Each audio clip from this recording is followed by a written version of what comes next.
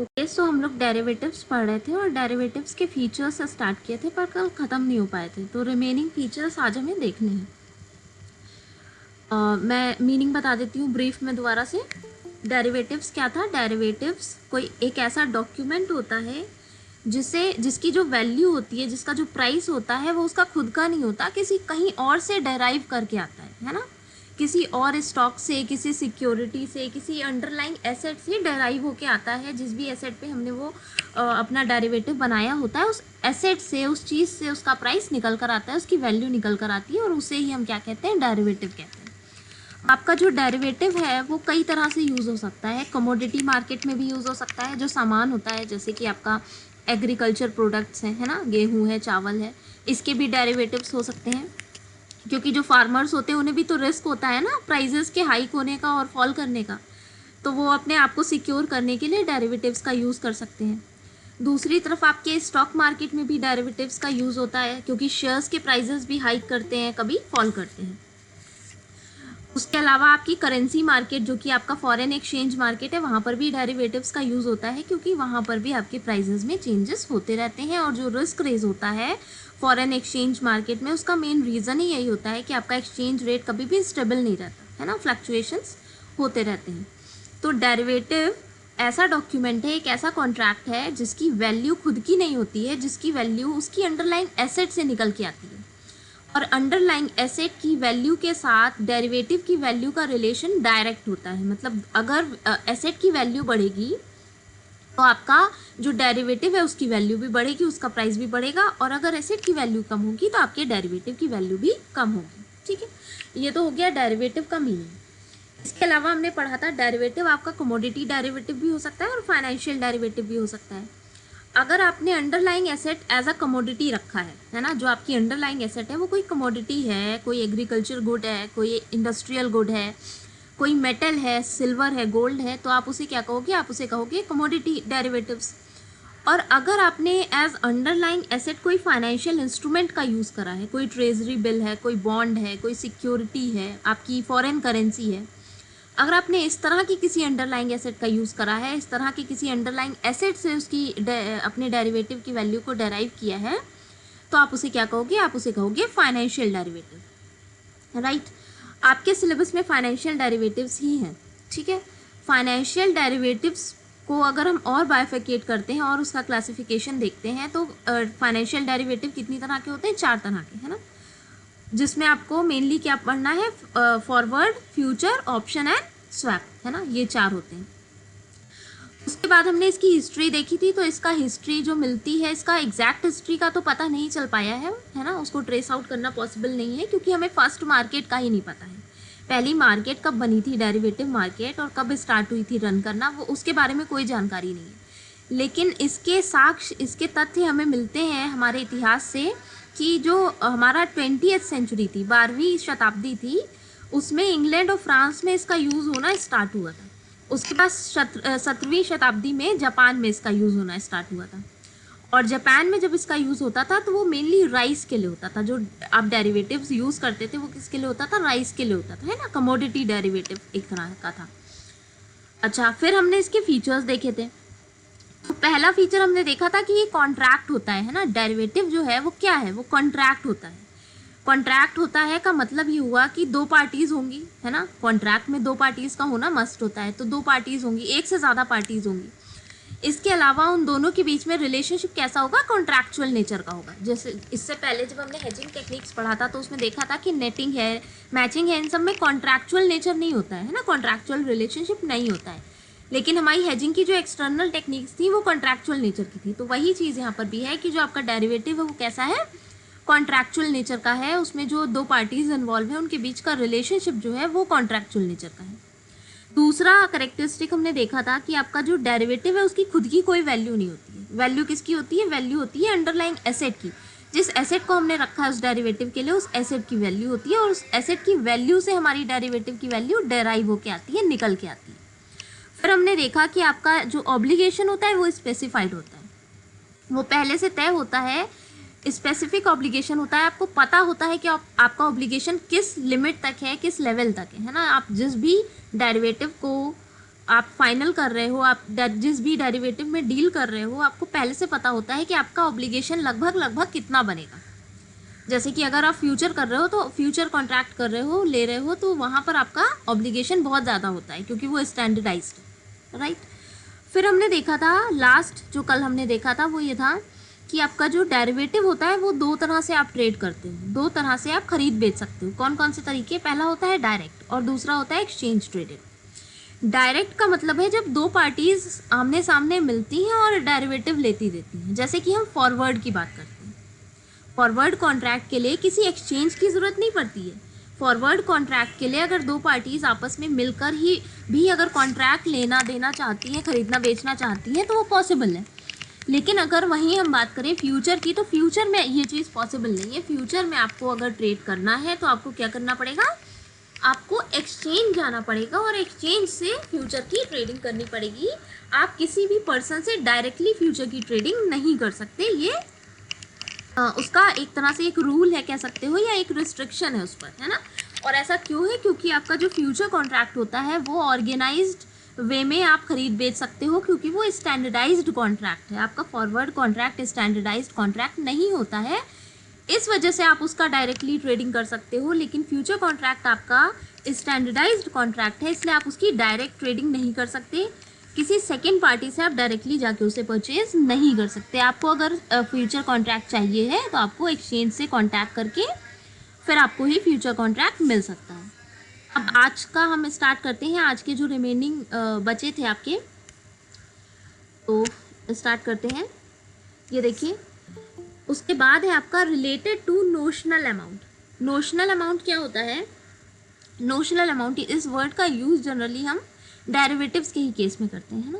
Notional amount वो amount होता है जो कि आपका ये बताता है कि आप कितना रिस्क है जिसे आप कंट्रोल कर सकते हो, है ना। जितना रिस्क अपने बिजनेस में आप कंट्रोल कर सकोगे, जितने अमाउंट का लॉस आप कहीं ना कहीं डाइवर्सिफाई कर सकोगे, उतने का ही तो आप डेरिवेटिव लोगे, राइट।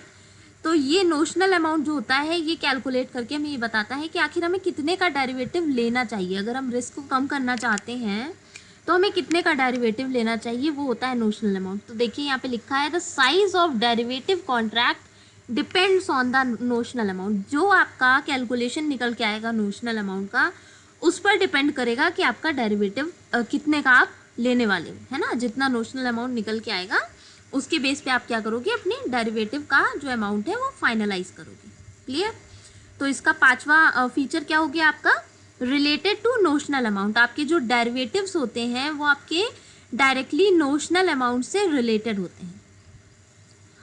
उसके बाद देखिए क्या है, delivery of underlying asset not involve. अच्छा, इसका मतलब समझने के लिए एक एग्जाम्पल से समझाती हूँ मैं।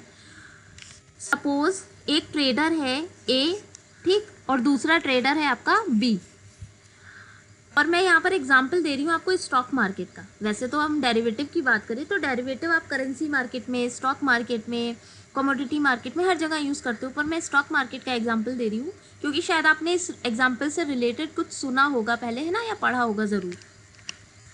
आपने बियर एंड बुल का कॉन्सेप्ट सुना है? स्टॉक मार्केट क्या होता है? स्टॉक मार्केट को शेयर मार्केट भी कहते हैं, जहाँ पे हम जो शेयर्स को खरीदने और बेचने वाले लोग हैं हम उनको एग्रीगेट के तौर पे देखते हैं ना। एक ऐसी मार्केट होती है जहाँ पर शेयर्स में डीलिंग करने वाले लोग होते हैं, ठीक।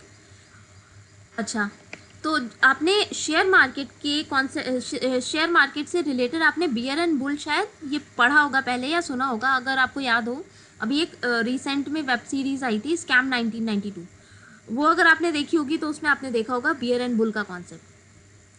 बियर एंड बुल क्या होता है? बियर एक ऐसा पेसिमिस्टिक पर्सन होता है। पेसिमिस्टिक मतलब हिंदी में क्या कहते हैं? निराशावादी, है ना। उसको ये लगता है हमेशा कि प्राइसेस गिरने वाले हैं, प्राइसेस कम होने वाले हैं। और जो बुल होता है वो कौन होता है? वो ये अज्यूम करता है, वो ये एस्टिमेट करता है या एक्सपेक्ट करता है कि आपके जो स्टॉक के प्राइसेस हैं, जो आपकी शेयर्स के प्राइसेस हैं, वो बढ़ने वाले हैं, है ना। तो जो आपका बुल होता है वो कैसे नेचर का होता है? वो ऑप्टिमिस्टिक नेचर का होता है। जो आपका बियर होता है वो कैसा होता है? वो पेसिमिस्टिक नेचर का होता है। वो हमेशा ये एक्सपेक्ट करता है कि प्राइसेस गिरेंगे, और इन्हीं एक्सपेक्टेशंस से ये लोग क्या करते हैं? प्रॉफिट बनाते हैं, मार्केट में प्रॉफिट बनाते हैं, ठीक है। तो अज्यूम करिए आपका जो ए है ये क्या है? ये बुल है, और आपका जो बी है ये क्या है? ये बियर है, ठीक है। आपका ए जो है वो क्या है, वो बुल है, और आपका बी जो है वो क्या है, वो बियर है। मतलब ए मान रहा है कि उसके प्राइसेस, स्टॉक के जो प्राइसेस हैं, शेयर्स के जो प्राइसेस हैं वो इन फ्यूचर बढ़ने वाले हैं, और जो बी है, जो बियर है, वो ये मान रहा है कि जो शेयर्स के प्राइसेस हैं वो इन फ्यूचर घटने वाले हैं। अब ये अज्यूम करिए कि जो आपका बियर है उसके पास रिलायंस इंडस्ट्री के 100 शेयर्स पड़े हैं, ठीक है। 100 शेयर्स हैं और कितने रुपए के हैं, 100 रुपीज़ ईच, 100 रुपीज़ ईच। एक शेयर 100 रुपीज़ का है, और टोटल कितने शेयर है, टोटल है उसके पास 100 शेयर। तो इट मीन्स उसके पास कितने रुपए के शेयर पड़े हैं, उसके पास पड़े हैं 10,000 रुपीज़ के शेयर। कितने के, 10,000 रुपीज़ के, ठीक है, 10,000 रुपीज़।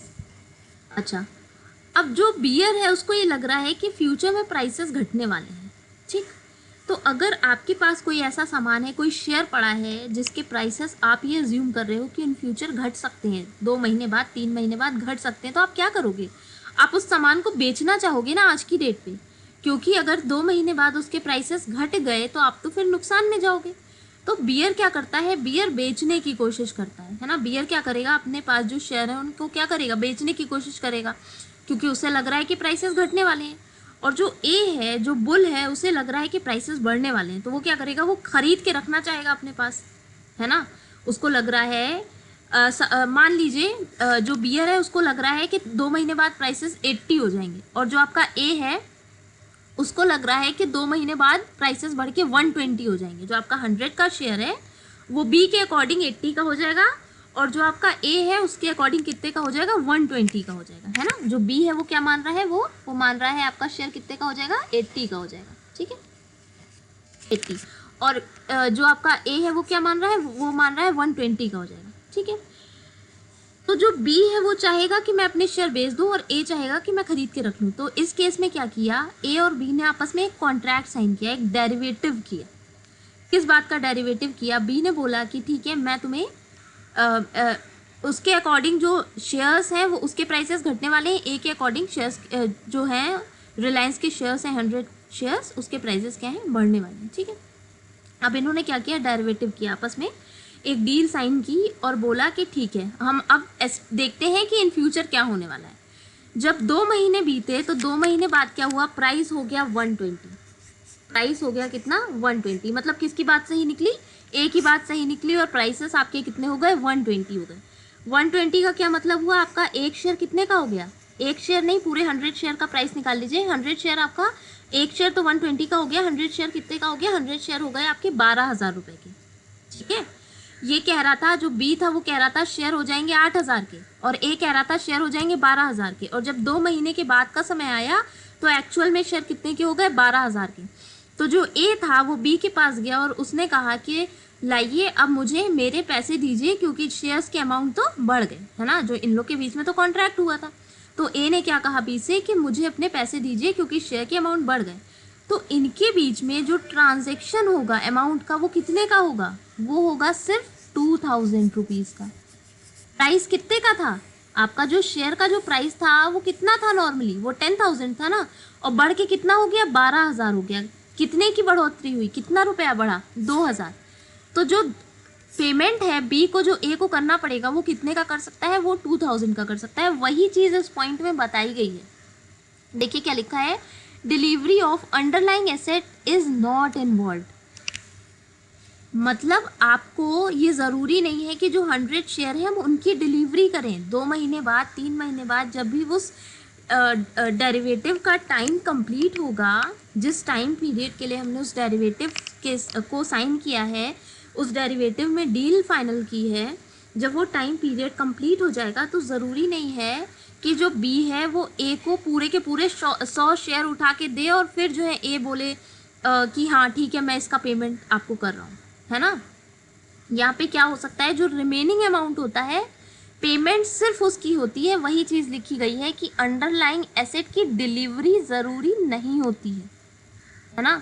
अंडरलाइंग एसेट की डिलीवरी ज़रूरी नहीं होती। यहाँ पे ये लोग क्या करते हैं, ये लोग सिर्फ प्राइसेस के हाइक और फॉल का फ़ायदा लेते हैं, बेनिफिट उठाते हैं, है ना। आपस में कॉन्ट्रैक्ट साइन करते हैं, अपना अपना एस्टिमेट लगाते हैं, कुछ सोचते हैं, कुछ ये मानते हैं जो पेसिमिस्टिक नेचर के होते हैं, जो बियर की कैटेगरी में आते हैं वो ये मानते हैं कि प्राइस घटेंगे, और जो बुल की कैटेगरी में आते हैं वो ये मानते हैं कि प्राइस बढ़ेंगे, है ना, उसी के हिसाब से वो डील भी करते हैं और उस डील के हिसाब से जो उनकी डील होती है उसके हिसाब से क्या होते हैं, प्राइसेस घटते बढ़ते हैं और उन्हीं प्राइसेस के घटने बढ़ने का ये लोग फ़ायदा उठाते हैं।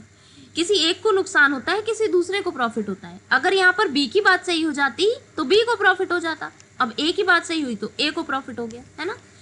यही जो नेट अमाउंट होता है, जो रिमेनिंग अमाउंट होता है, उसकी डिलीवरी होती है, उसकी डिलीवरी करना ज़रूरी होता है। जो हमारी अंडरलाइंग एसेट है, अंडरलाइंग एसेट यहाँ पे क्या था, अंडरलाइंग एसेट थी यहाँ पे 100 शेयर्स, रिलायंस इंडस्ट्री के 100 शेयर्स। तो यहाँ पे 100 शेयर्स की डिलीवरी नहीं दी है बी ने ए को, राइट। जो उनके बीच में कॉन्ट्रैक्ट साइन हुआ था और जो उनके जो एस्टिमेट्स थे उसमें जो डिफरेंस आया, सिर्फ उस अमाउंट की डिलीवरी हुई है, सिर्फ उस अमाउंट को ट्रांसफ़र किया गया है। जो आपका अंडरलाइंग एसेट था उसका डिलीवरी नहीं किया है, ठीक है। तो वही चीज़ यहाँ पे बताई है कि जब हम डेरिवेटिव का यूज़ करते हैं तो उस केस में ज़रूरी नहीं होता है कि हम अपनी अंडरलाइंग एसेट को डिलीवर कर दें उस टाइम पर, है ना। हमने जो एस्टिमेट लगाया है उसकी बेस पर हमें नुकसान और फ़ायदा जो हुआ है उस अमाउंट का हम लेन देन करेंगे, उसको एक्सचेंज करेंगे, ठीक। देखिए क्या लिखा है, usually in derivatives trading the taking और making of delivery of underlying asset is not involved.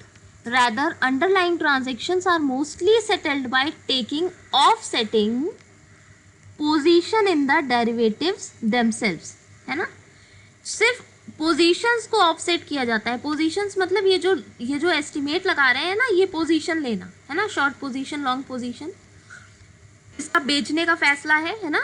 तो जो आपका बियर है उसकी शॉर्ट पोजीशन है और जो आपका बुल है उसकी लॉन्ग पोजीशन है। तो इन पोजीशंस का सिर्फ क्या होता है, ऑफसेट होता है। इनको हम ऑफसेट करते हैं आपस में। इनका जो ऑफसेट करने के बाद जो रिमेनिंग अमाउंट होता है उसका ट्रांसफ़र होता है। आपकी जो एसेट है उसका ट्रांसफ़र होना यहाँ पे ज़रूरी नहीं होता है। अगर इस तरह की ट्रेडिंग हो रही है तो यहाँ पर जो आपका अंडरलाइंग एसेट है उसकी डिलीवरी होना ज़रूरी नहीं होता है और ये हर केस में होता है। आपका अगर करेंसी मार्केट है तो वहाँ पर भी ये चीज़ एप्लीकेबल होती है, ठीक है।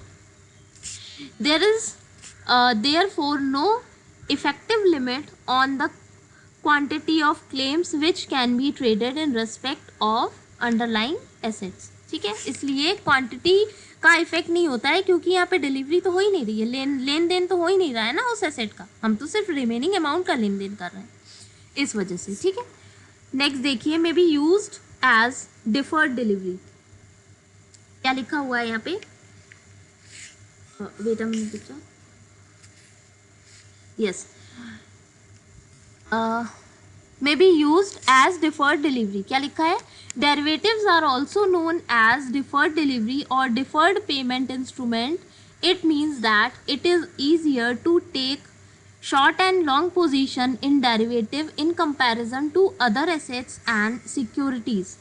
further, it is possible to combine them to match specific, they are more easily amenable to financial engineering।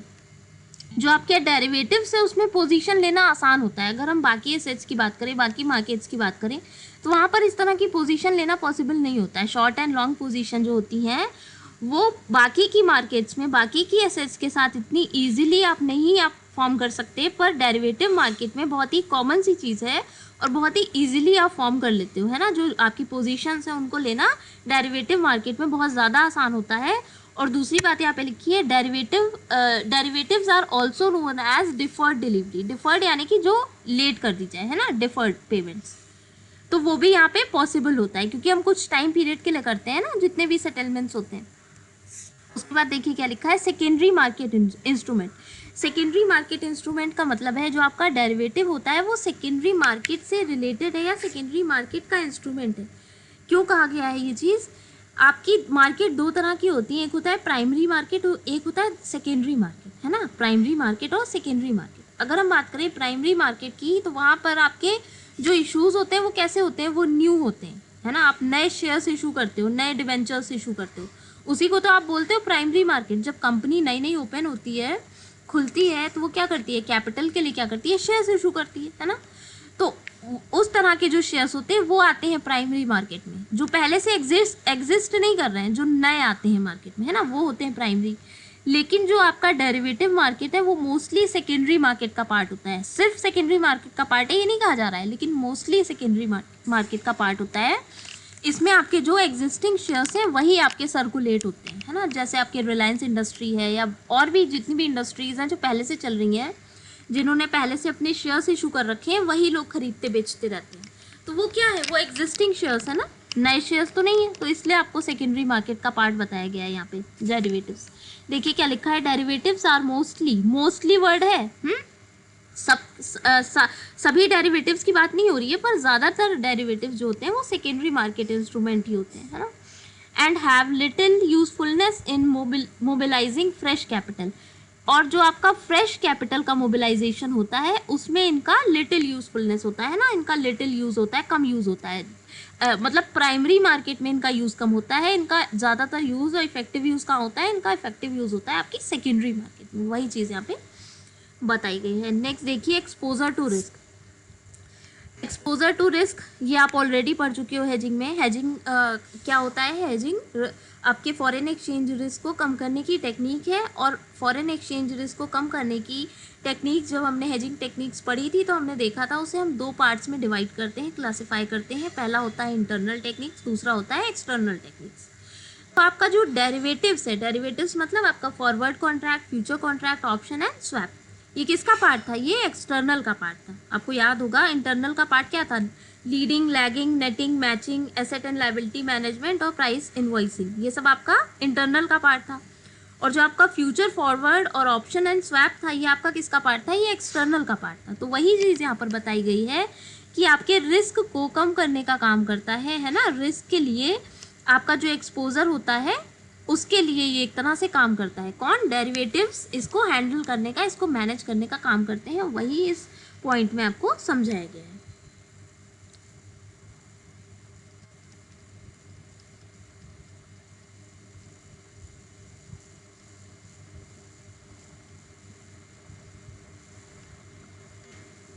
Okay, next, of balance sheet item. Finally, the derivative instruments sometimes, because of their off-balance sheet nature, can be used to clear up the balance sheet. For example, a fund manager who is restricted from taking particular currency can buy a structured note whose coupon is tied to the performance of particular currency pair. यहाँ पे कहने का ये मतलब है कि कई बार आप पर कुछ रिस्ट्रिक्शंस होते हैं, कुछ पर्टिकुलर कमोडिटीज़ में आप ट्रेड नहीं कर सकते, कुछ करेंसीज होती हैं ऐसी स्पेसिफाइड जिसमें आप ट्रेड नहीं कर सकते, है ना। तो अगर आप उन करेंसीज में, उन कमोडिटीज़ में ट्रेड करना चाहते हो तो उसका एक वे आउट होता है कि आप उनसे रिलेटेड डेरिवेटिव खरीद सकते हो, है ना। अभी मैंने बताया था कि आपका जो डेरिवेटिव होता है उसकी जो वैल्यू होती है वो कहाँ से निकल के आती है, वो आपकी निकल के आती है अंडरलाइंग एसेट से, है ना, आपकी अंडरलाइंग एसेट से निकल के आती है। तो आपका जो अंडरलाइंग एसेट है वो करेंसी या वो कमोडिटी हो सकती है जिसको खरीदने के लिए आप रिस्ट्रिक्टेड हो। मतलब आप उस करेंसी को नहीं खरीद रहे हो, आप उस कमोडिटी को नहीं खरीद रहे हो, लेकिन आप उस कमोडिटी पर बेस्ड डेरिवेटिव को खरीद रहे हो। तो वहाँ पर कहीं ना कहीं जो आप पर ये रिस्ट्रिक्शन लगा है वो क्या हो जाएगा, वो ख़त्म हो जाएगा। क्योंकि रिस्ट्रिक्शन तो उस एसेट को खरीदने में है ना, रिस्ट्रिक्शन तो उस पर्टिकुलर कमोडिटी और उस पर्टिकुलर करेंसी को खरीदने में है। पर आप तो करेंसी खरीद ही नहीं रहे हो, आप तो उस कमोडिटी को खरीद ही नहीं रहे हो, आप क्या कर रहे हो, आप तो उस पर बेस्ड डेरिवेटिव को खरीद रहे हो ना। तो एक तरह से आपका काम भी पूरा हो गया, है ना। आपको उस करेंसी में डील करना था, आपको उस कमोडिटी को खरीदना था, तो आपका काम भी हो गया।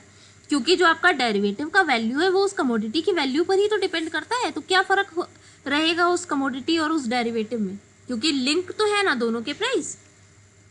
तो अगर आपको उस करेंसी को खरीदना है, आपको लग रहा है उस करेंसी को खरीदने से फ़ायदा मिल सकता है, आपके लिए बेनिफिशियल होगा, पर आप उस करेंसी को नहीं खरीद सकते, रिस्ट्रिक्टेड हो आप, तो आप उस पर बेस्ड डेरिवेटिव को खरीद लो। वही चीज़ यहाँ पे बताई गई है। देखिए, fund manager who is restricted from taking particular currency, है ना, जो रिस्ट्रिक्टेड है, जिस पर प्रतिबंध लगा हुआ है किसी पर्टिकुलर करेंसी को खरीदने का, can buy a structured note whose coupon is tied to the performance of particular currency pair. मतलब वो ऐसा कोई कूपन और ऐसा कोई स्ट्रक्चर नोट खरीद सकता है, जो कहने का मतलब है डेरिवेटिव, है ना, डेरिवेटिव ले सकता है जिसका जो प्राइस होगा वो उस पर्टिकुलर करेंसी पेयर से ही रिलेट करता होगा।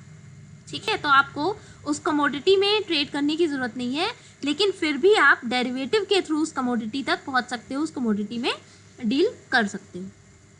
अच्छा, यहाँ पर टाइप्स वही बताए गए हैं कि हम लोग ऑलरेडी देख चुके हैं। एक फाइनेंशियल है, दूसरा आपका कमोडिटी है, और आपको फाइनेंशियल पढ़ना है जिसमें से आपको देखना है फॉरवर्ड, फ्यूचर, ऑप्शन, और ये आपका है स्वैप, है ना।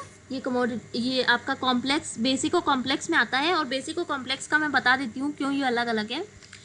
जो आपके बेसिक में आ रहे हैं फॉरवर्ड, फ्यूचर एंड ऑप्शन, इसमें आपने देखा आप जो एक आप कॉन्ट्रैक्ट साइन करते हो वो सिंगल कॉन्ट्रैक्ट्स होते हैं, है ना। एक फॉरवर्ड कॉन्ट्रैक्ट, एक फ्यूचर कॉन्ट्रैक्ट, या आप एक ऑप्शन परचेज करते हो ना। लेकिन क्या आपका स्वैप सिंगल होता है? नहीं। स्वैप क्या होता है? स्वैप आपका होता है पोर्टफोलियो ऑफ फॉरवर्ड कॉन्ट्रैक्ट, है ना, पोर्टफोलियो ऑफ फॉरवर्ड कॉन्ट्रैक्ट। आपका जो स्वैप है वो क्या होता है? वो फॉरवर्ड कॉन्ट्रैक्ट का ही पोर्टफोलियो होता है। तो स्वैप कोई अलग चीज़ नहीं है, वो कई सारे फॉरवर्ड कॉन्ट्रैक्ट्स की क्या है, सीरीज है ना, सीरीज ऑफ कॉन्ट्रैक्ट। तो इसी वजह से यहाँ पे वर्ड यूज़ किया गया है कॉम्प्लेक्स। ये सब बेसिक है और ये क्या है, कॉम्प्लेक्स है। ठीक है, और ओके, ये तो वैसे आप मीनिंग तो पढ़ चुके हो। अगर आपको कोई डाउट हो मीनिंग में तो बताइएगा, मैं दोबारा से इन सबको बता दूंगी। चलिए शॉर्ट में डिस्कस कर लेते हैं एक बार, एक एक लाइन में। ठीक है, A forward contract is a customized contract between two entities where settlement take place on a specified date in the future at today's agreed price। यहाँ पर आपको तीन चीज़ें ध्यान रखनी है बस। कौन कौन सी चीज़? पहली चीज़ कस्टमाइज्ड कॉन्ट्रैक्ट है। किस तरह का कॉन्ट्रैक्ट है? कस्टमाइज्ड है। कस्टमाइज्ड का क्या मतलब हुआ? टेलर्ड कॉन्ट्रैक्ट है। आपने दो पार्टीज़ ने मिलके उस कॉन्ट्रैक्ट को बनाया है और डील आउट किया है ना, उसमें डील किया है। कोई स्टैंडर्ड कॉन्ट्रैक्ट नहीं है ये। कॉन्ट्रैक्ट किसी एक्सचेंज ने, किसी पर्टिकुलर एक्सचेंज ने आपको बना के नहीं दिया है, दो पार्टीज ने खुद से बनाया है। इसीलिए बोला गया है कि कस्टमाइज्ड है ना, कस्टमर्स ने अपने हिसाब से बनाया है इसे, दो इंडिविजुअल्स ने अपने हिसाब से इसे फ्रेम किया है। तो इसमें जितनी भी चीज़ें होंगी, आपकी मेच्योरिटी डेट है, आपका अमाउंट है, सब कुछ कस्टमाइज्ड है ना, कुछ भी स्टैंडर्ड नहीं है, सब कुछ कस्टमाइज्ड है। तो पहली चीज़ आपको ये ध्यान रखनी है कि आपका फॉरवर्ड कॉन्ट्रैक्ट कैसा होता है, कस्टमाइज्ड होता है। दूसरी चीज आपको ध्यान में रखनी है, स्पेसिफाइड डेट इन फ्यूचर। आपका जो डेट होगा जिस पर ये सेटल किया जाएगा, देखिए लिखा है where settlement takes place on a specified date in the future, है ना। जो सेटलमेंट की डेट है वो क्या होगी, वो फ्यूचर की होगी। और तीसरा जो पॉइंट आपको याद रखना है वो ये याद रखना है कि जो प्राइस आप यूज कर रहे हो वो कैसा होगा, टुडेज प्री एग्रीड प्राइस। तीन चीजें बस आपको ध्यान में रखनी है। पहला, फॉरवर्ड कॉन्ट्रैक्ट आपका कस्टमाइज्ड होता है, टेलर्ड होता है, स्टैंडर्ड नहीं होता। दूसरी चीज़, आपका जो प्राइस होता है वो प्री डिटरमाइंड होता है ना। जिस दिन आप कॉन्ट्रैक्ट साइन कर रहे हो उसी दिन आप तय कर लेते हो कि आपको किस प्राइस पर आपको 3 महीने बाद डील फाइनल करनी है। 3 महीने बाद क्या प्राइस है हमें उस बात से कोई मतलब नहीं होगा। हमें किस बात से मतलब होगा, जो हमने प्राइस तय किया था, है ना। और जो आपका डील फाइनल की जाती है, जो सेटलमेंट किया जाता है, वो कब किया जाता है, वो अभी नहीं होता है, वो आगे की किसी डेट पर होता है, फ्यूचर की कोई भी डेट हो सकती है। तो यही है आपका फॉरवर्ड कॉन्ट्रैक्ट। और ये किस लिए हम करते हैं, रिस्क को कम करने के लिए, है ना।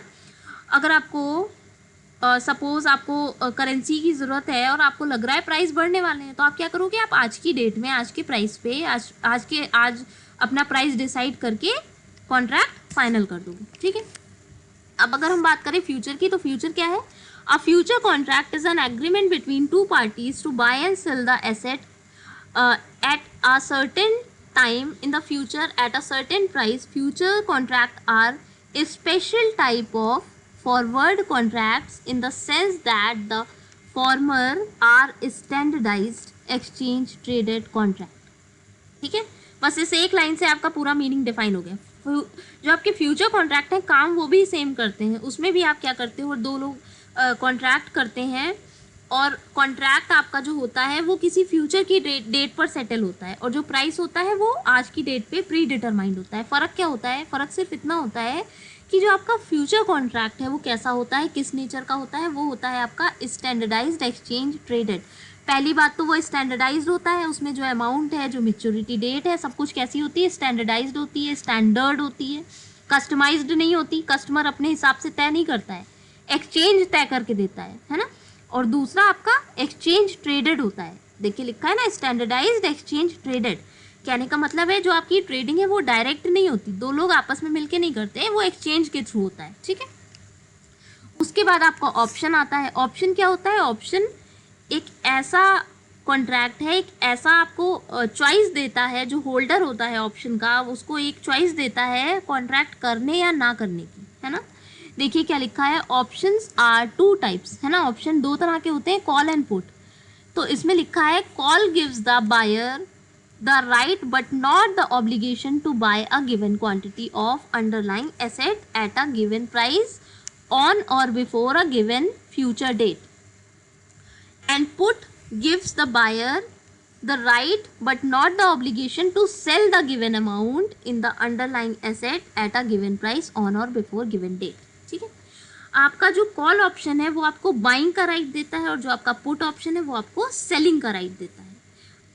कॉल ऑप्शन आपको खरीदने का अधिकार देता है, और पुट ऑप्शन आपको बेचने का अधिकार देता है। यहाँ पे सिर्फ अधिकार है, कर्तव्य नहीं है। फ्यूचर कॉन्ट्रैक्ट में अधिकार भी आता है, कर्तव्य भी आता है अधिकार के साथ साथ, है ना। इसलिए आप बाउंड हो जाते हो, इसलिए आप क्या हो जाते हो, बाउंड हो जाते हो।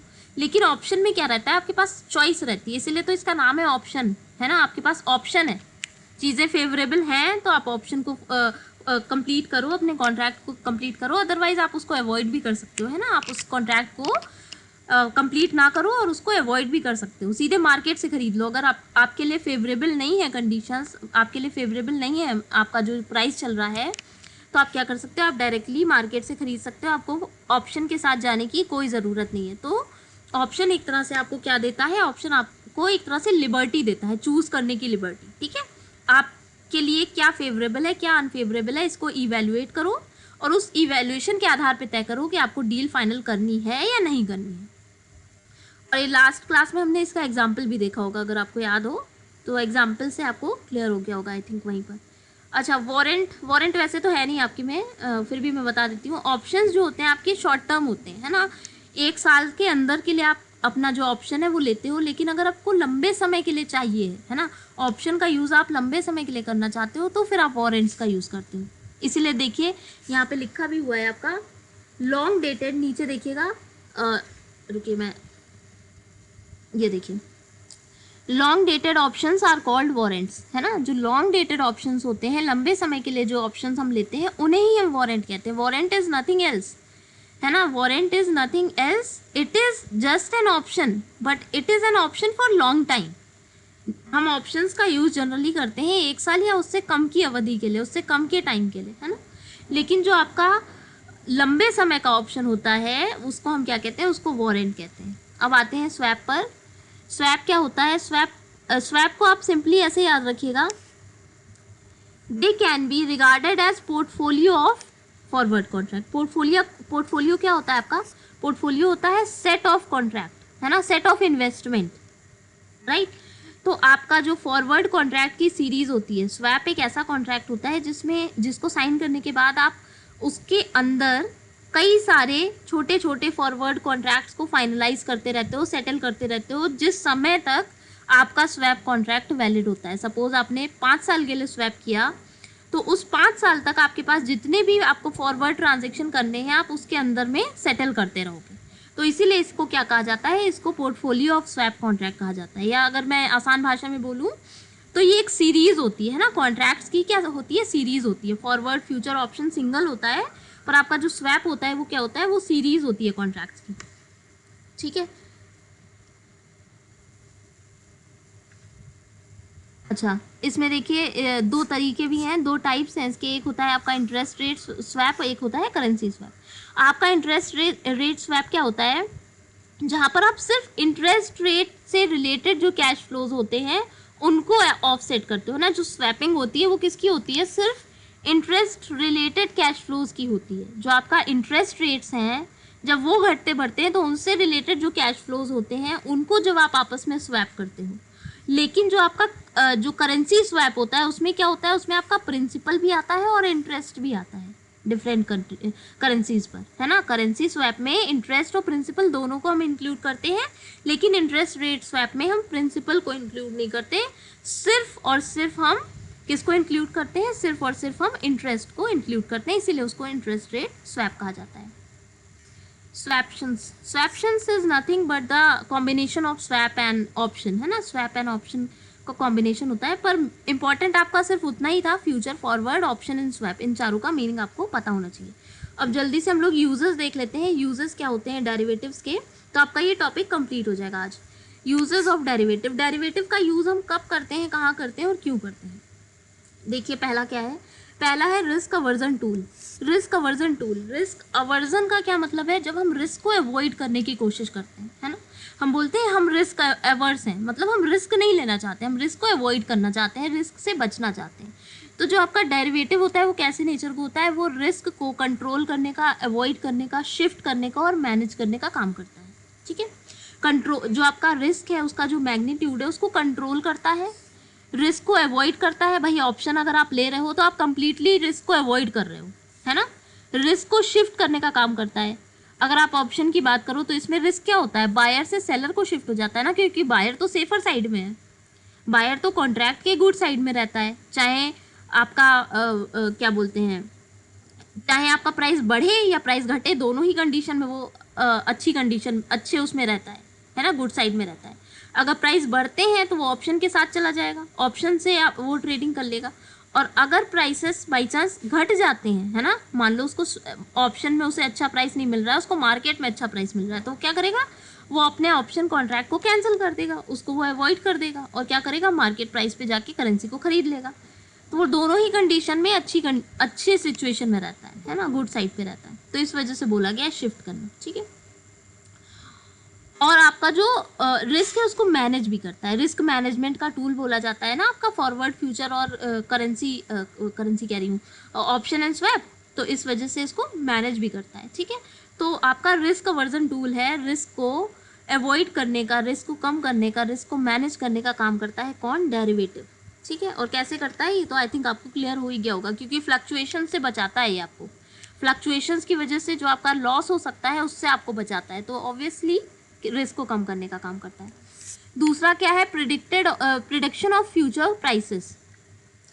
आपके जितने भी जो डेरिवेटिव्स होते हैं उनको जब हम खरीदते बेचते हैं तो वो किस बेसिस पे खरीदते बेचते हैं। भाई जो बियर एंड बुल का कॉन्सेप्ट अभी हमने देखा, बियर ये मानता है कि प्राइस घटेंगे, बुल मानता है कि प्राइस बढ़ेंगे, तो क्या वो ऐसे रैंडमली मानते हैं, नहीं, उसके पीछे उनका पूरा एनालिसिस लगा होता है ना।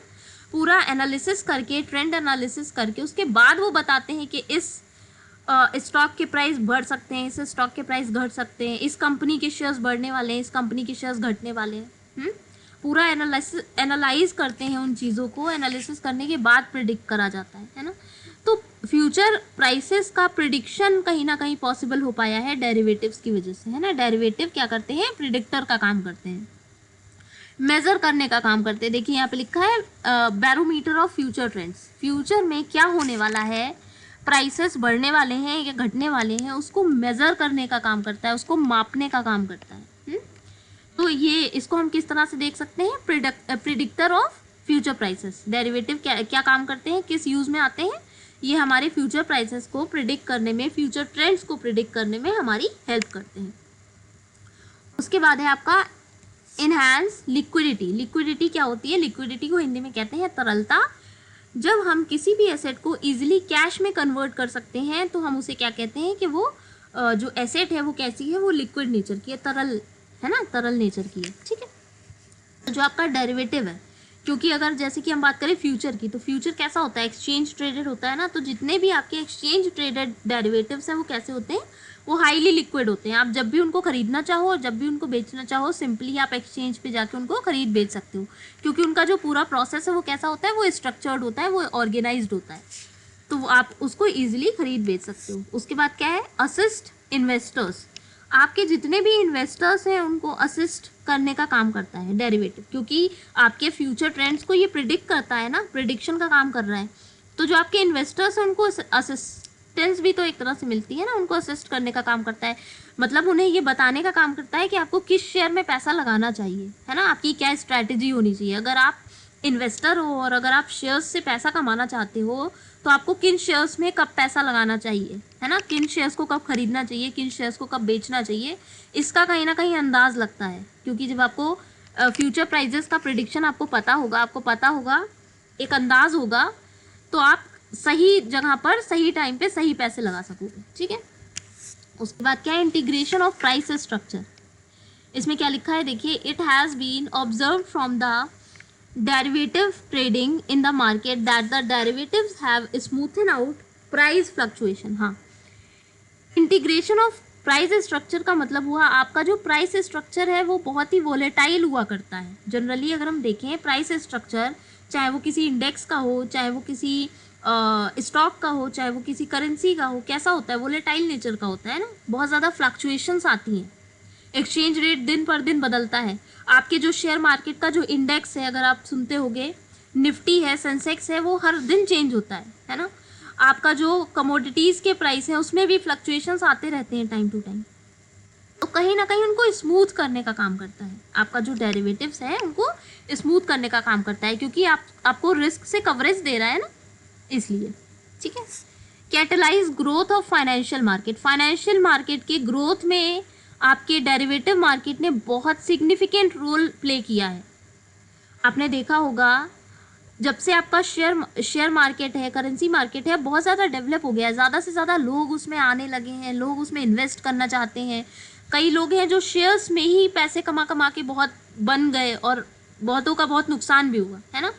तो डेरिवेटिव मार्केट के आने से लोगों का इन्वेस्टमेंट के लिए बहुत, एक तरह से वो एक रुचि बहुत बढ़ गई है ना, इन्वेस्टमेंट करने में वो बहुत इंटरेस्ट लेने लगे हैं, शेयर्स में बहुत इंटरेस्ट लेने लगे हैं।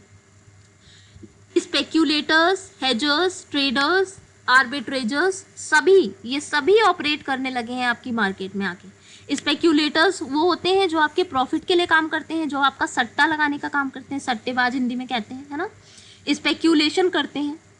दूसरा होता है हेजर वो होते हैं जो प्रॉफिट कमाने के लिए नहीं करते हैं, जो किसके लिए करते हैं, जो रिस्क को कम करने के लिए करते हैं। जो उनके ट्रेड में रिस्क आ रहा है, रिस्क रेज हो रहा है फ्लक्चुएशन से, उस रिस्क को कंट्रोल करने के लिए, उस रिस्क को मैनेज करने के लिए वो डेरिवेटिव का यूज़ करते हैं। ट्रेडर आपके इम्पोर्टर और एक्सपोर्टर होते हैं, इनको भी डर रहता है कि कहीं प्राइसेस बढ़ ना जाए, घट ना जाए, है ना, इम्पोर्ट एक्सपोर्ट में लॉस ना हो जाए, तो ये भी कहीं ना कहीं आपका डेरिवेटिव मार्केट का यूज़ करते हैं। और आपके आर्बिट्रेजर्स कौन होते हैं? आर्बिट्रेजर्स वो होते हैं जो आपकी आर्बिट्रेज के थ्रू, कल आर्बिट्रेज का मीनिंग मैंने डिफाइन किया था। आर्बिट्रेज एक ऐसी प्रोसेस होती है जब आप दो मार्केट्स में, दो अलग अलग लोकेशंस पर जो मार्केट्स हैं उनका फ़ायदा लेकर, उनके अलग अलग प्राइसेस का फ़ायदा लेकर किसी करेंसी को या किसी एसेट को खरीदते बेचते हो।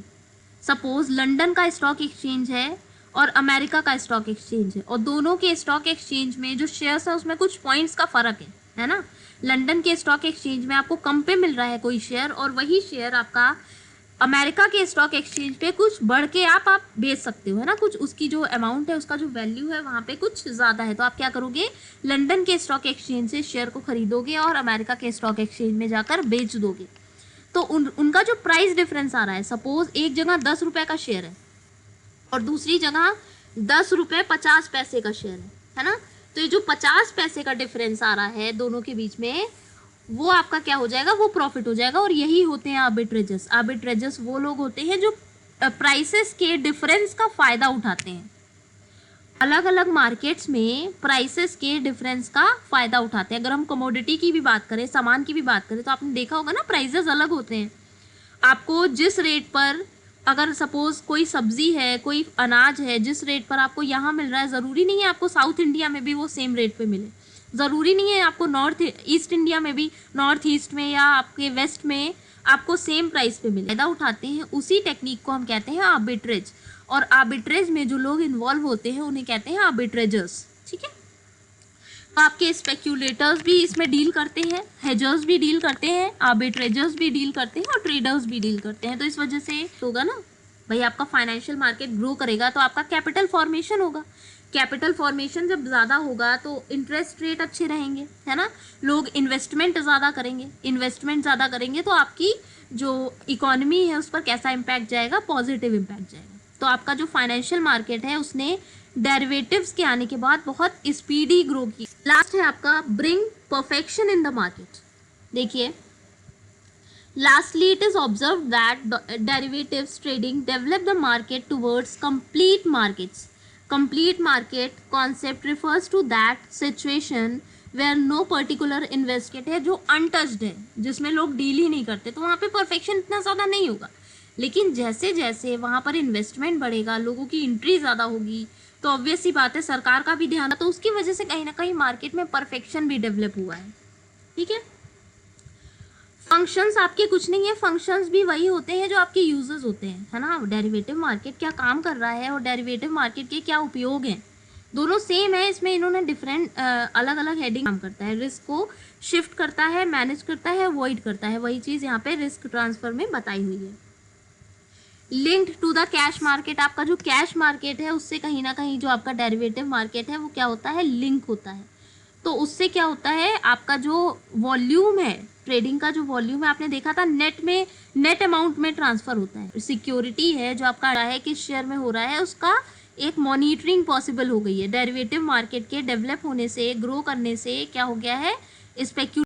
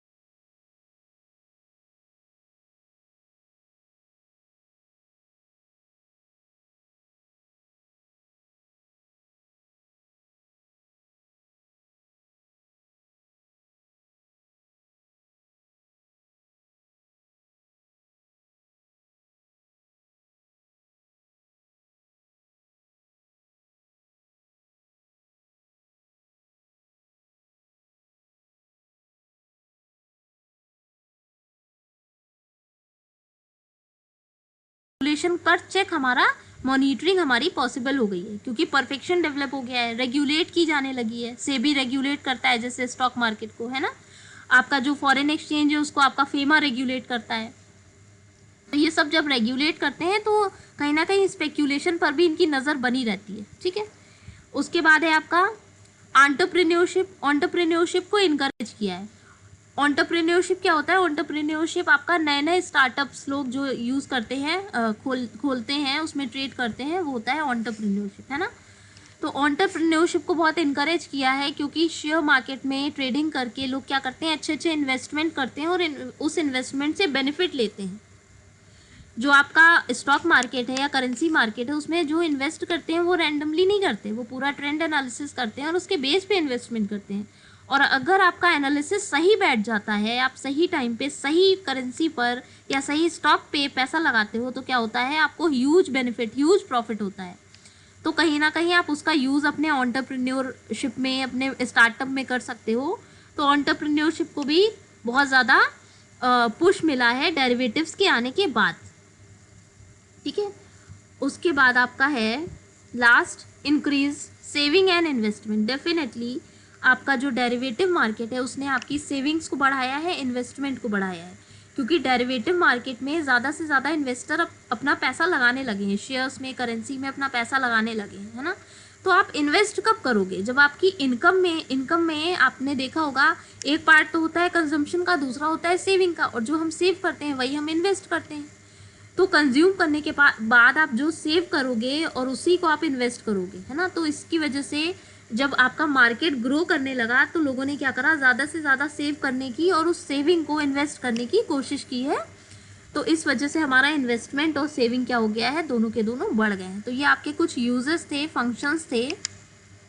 अगर आपसे बेनिफिट्स पूछ लिए जाते हैं एग्जाम में तो बेनिफिट्स में भी आपको यही डिफाइन करना है ना, क्योंकि जो इसके यूजेस हैं और फंक्शंस हैं वही इसके बेनिफिट्स भी हैं। इन्हीं वजह से इसका यूज़ बहुत ज़्यादा बड़े लेवल बहुत पॉपुलर हो गया है। ठीक है,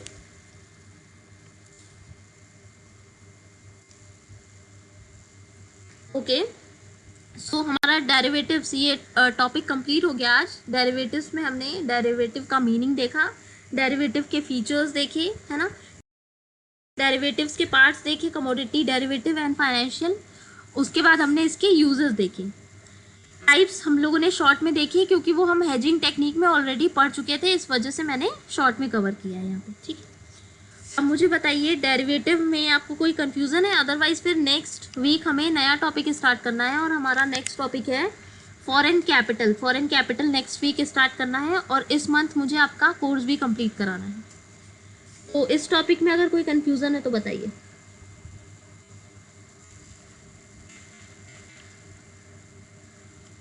मैम पेपर कब से होंगे? अगर एग्जाम हुए तो होपफुली अगस्त में होंगे।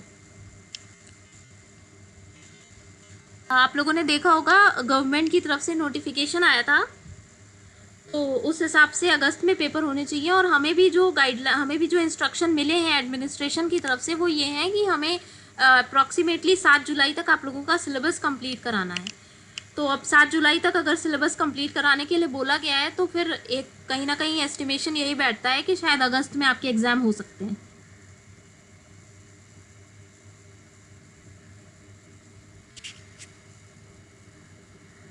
मैम असाइनमेंट में मिनिमम कितने पेजेस होने चाहिए? बेटा पेजेस से कोई मतलब नहीं है, बस आपका टॉपिक कंप्लीट होना चाहिए। ये ध्यान रखिएगा कि ये क्वेश्चन आपके शॉर्ट और लॉन्ग में आते हैं ना, तो अगर एग्जाम में आपका यही क्वेश्चन आएगा तो आप कैसे डिफाइन करोगे, मुझे बस ये देखना है। अगर यही क्वेश्चन, सेम क्वेश्चन एग्जाम में आ जाएगा, जो टॉपिक मैंने दिया है वो अगर आपका, तो आप उसको कैसे लिखोगे, उस तरह से आपको लिख के दिखाना है।